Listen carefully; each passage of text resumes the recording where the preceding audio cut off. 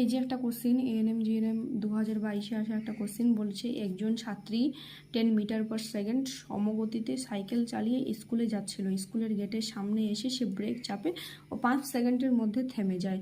ছাত্রীটি ব্রেকের সাহায্যে কত বল প্রয়োগ করেছিল?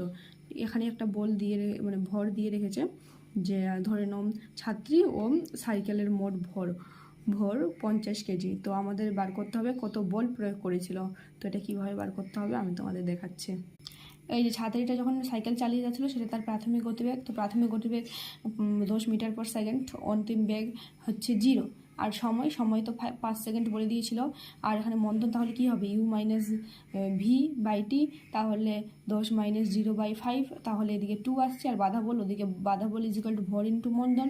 তো ভরটা তো বলে দিয়েছিল যে ছাত্রী সাইকেলের মোট ভর 50, তাহলে 50 × 2 ইজিক্যাল টু হচ্ছে 100।